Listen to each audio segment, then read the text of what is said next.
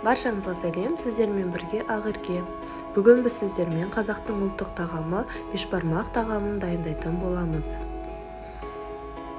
Менің рецептіме міндетті түрде жасаңыздар. 2,5 сағатта етіңіз өте жұмсақ, балғын болып пісіп шығады.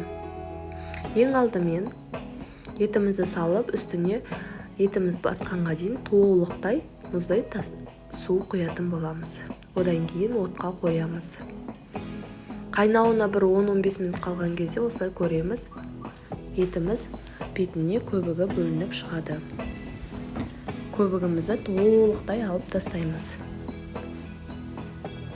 Каждый раз ашып қарап тұрамыз. Осылай көбігі бөлініп шыға береді. Толық ашылып қайнағанға дейін, соған дейін көбіктің барлығын толық алып тастаймыз. Сонда сорпамыз мөлдір әрі өте тұнық болып шығады. Дәл осылай қатты қайнағаннан кейін астын басып қоямыз. 2 сағат қайнау керек. 1,5 сағат қайнағаннан кейін үстіне осылай картошка салсаңыз болады. Картошкамызды салып қойғаннан кейін, картошка піскенге дейін етімізге тестасын дайындаймыз. Ұнымызға жұмыртқамыз салып, мұздай сумен тұзды араластырып, қатты ғып теста илейтін боламыз.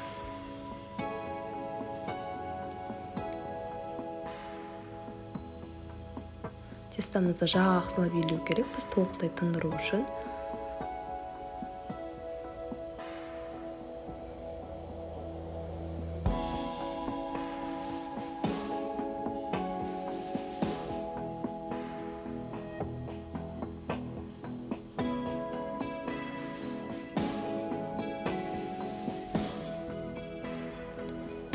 Тестамызды тұндырып қоямыз 15 минутқа. Одан кейін тұздығымызды дайындаймыз. Тұздығымызға мен перец пен пияз қосамын. Пиязымды турап аламын. Менде көріп тұрғандарыңыздай перецім замороженный. Сіздер свежий түрінде пайдалансаңыздар болады. Қызанақ қоссаңыздар да болады. Бір ыдысқа салып алып, жаңағы қайнап жатқан сорпамыздан үстіне құямыз. Етіміз жақсы қайнап жатыр. Картошкаларымызды осылай шетінен алып, сорпамызды құямыз. Енді қызыл қара бұрышымызды салып, отқа қосып қоямыз. 10 минут қайнағаннан кейін өшіреміз.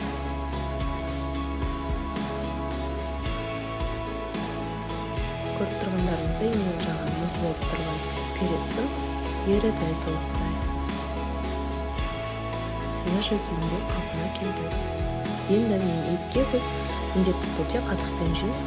Сол себепті қатығымызды ерісіп аламыз.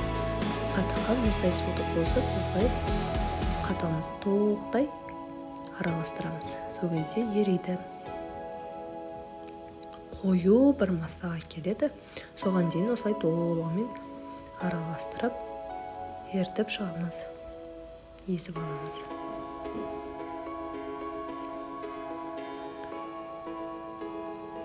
Қатықпен жеген өте дәмді болады. Егер сіздерде қатық болса, солай жасап көріңіздер. Мінекей тестамыз осы уақытта июі қанып тұр. Тынып болды. Енді жаямыз жақсылап. Оқтауға салмас бұрын мен осылай кішкене жаймалап аламын қолдың көмегімен.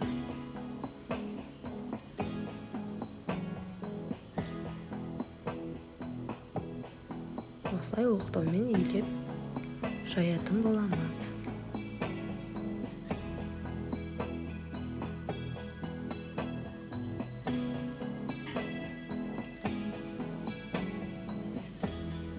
Мінекей тестамыз жайылып болды, енді кесетін боламыз.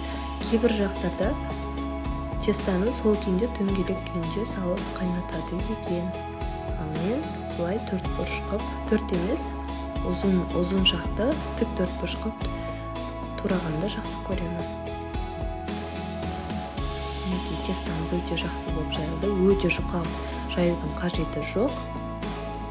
Бір-біріне жағыспайтын өте жақсы болып шықты. Енді нанымыз қайнағанға дейін етімізді түсіріп аламыз.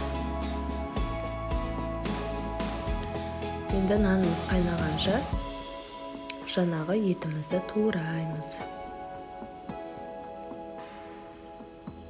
бұл үйге асқандықтан етімізді қонаққа емес болғандықтан өзімізге болады. Қонақ келсе міндетті түрде қазақта кәделие тасылады. Бізде де солай. Осылай еттің барлығын турап аламыз.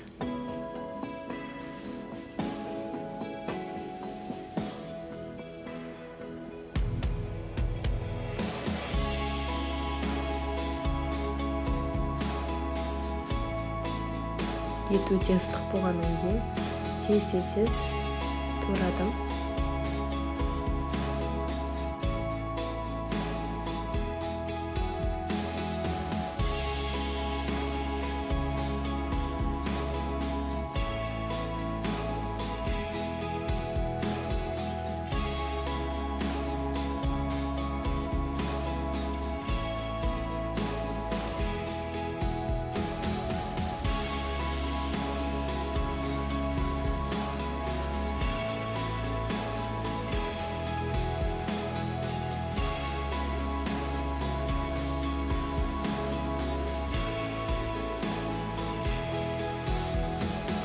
Етімізге міндетті түрде қолдың нанын салғанды жақсы көреміз.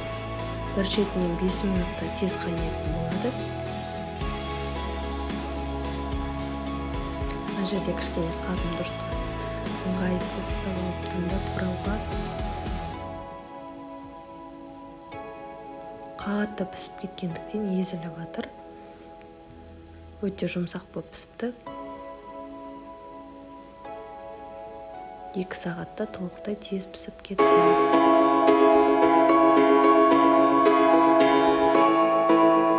Біз етке міндетті түрде пияз қосып жейміз. Шиқа пиязды.